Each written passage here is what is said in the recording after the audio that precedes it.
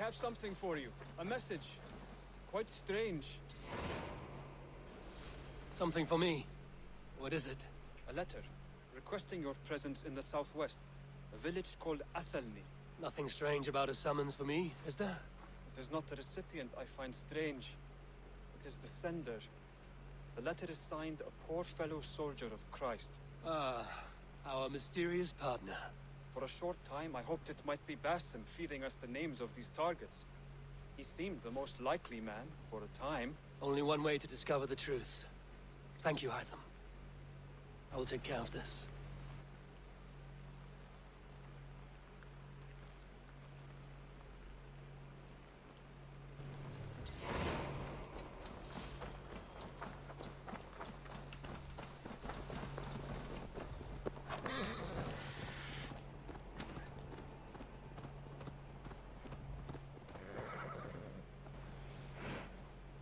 What mischief have you been...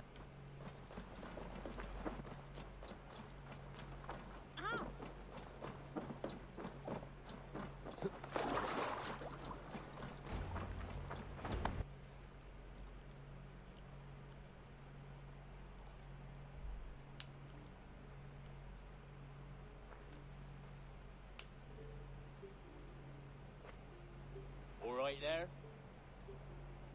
Yes, hello. I do not mean to intrude, but I am looking for someone. And who would that be then? I do not know exactly. But you're free to pass the time just here if you like. Thank you.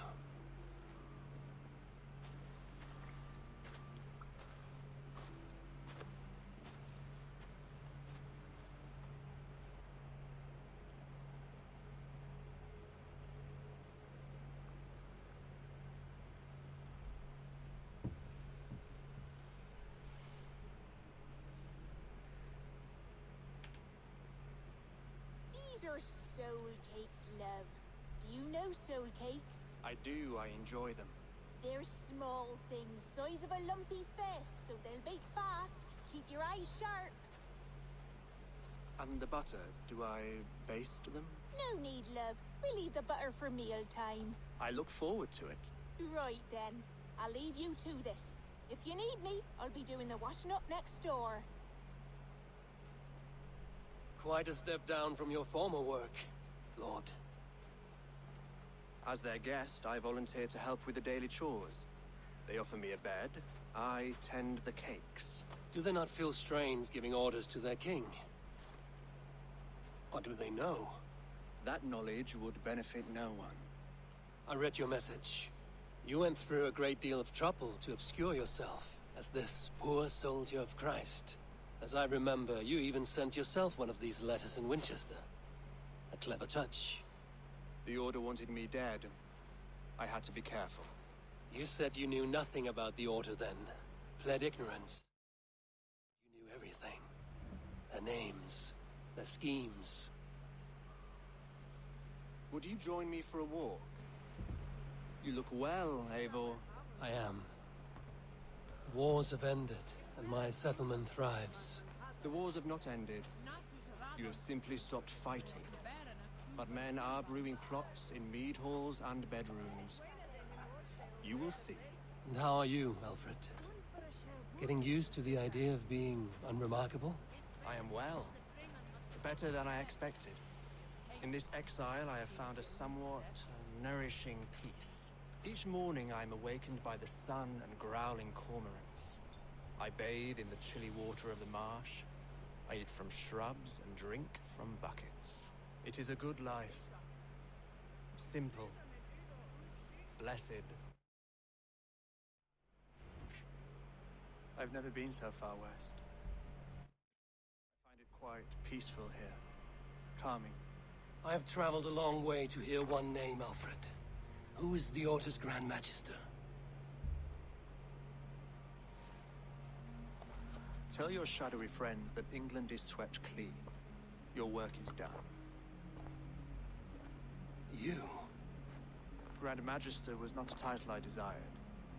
Passed to me on the death of my brother. From my father before him. Defilers of God's majesty and grandeur. I was their master, and I loathed them. With Goodwin, I set a plan in motion to destroy the Order from within. But my troubles with the Danes delayed that plan. But your trouble with this Dane was what led to their demise. You are Norse, are you not? You have a good ear. I owe you my thanks, Eivor. For that, I give you this. The key to my study. That you may better understand the good you have done. With the Order all but destroyed, you have made room for a greater idea. One to take its place. A universal divine order, inspired by God for the betterment of man. With a poor fellow soldier at its head. You have saved England, whether or not that was your intent. Now let England save you. England is no more, Lord. You are the last of her kings, and yet you have no kingdom. Look around you. God's works are wondrous. They cannot be ignored, nor resisted. In time, all those who accept God will flourish, and all those who defy him will fall away. Should you remain in England, you too will one day be her subject. Oh, bloody crumbs! The cakes are burned. Where is that man? Young man, where have you gone? Damn. That may have earned me a night of washing linens. I do not know if we shall meet again, Eivor. God willing we will. As one lord to another, perhaps.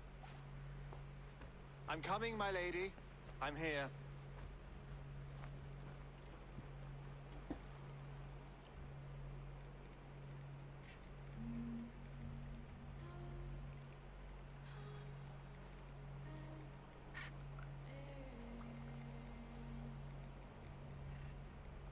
Alfred gave me a key to unlock his study.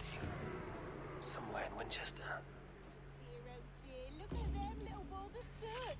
Good lady, forgive me. I was lost in thought. No matter, just let him cool and we'll begin again. Direct me, and I will obey. Ich asked the Barnum post, and hey, yeah,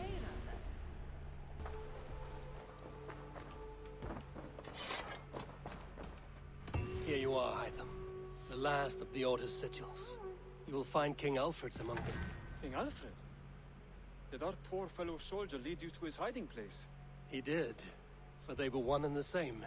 Our poor fellow soldier of Christ was the Grand Maegester of the Order of the Ancients. He turned on his own order. Fascinating. Not turned so much as trampled. His devotion to Christ and what he calls a universal order set him against them from the start. With all sincerity, he loathed the title and the duty he had inherited, and wished them destroyed. Wonderful. With his abdication, the last stronghold of the Order has been dismantled. All that remain are scraps here and there, and you. Now that you have seen our enemy, and you understand our cause, I wonder if you would join us. Become a hidden one. Was this your ultimate goal, Hytham? A trial by fire? It is a kind offer, but I do not believe we fight for quite the same cause. Your creed demands that you keep your triumphs hidden. I prefer my glory to be in plain view for all to see. If I taught you our creed, if you spent time with it, it could open your mind to another view. Another view is always welcome. But to live without celebrating one's glory and honor and achievements is not a life for me. But know this. I would give my life in a moment for those I love and who love me in return. All here. Including you, my friend. I understand you well, Eivor. Very well indeed.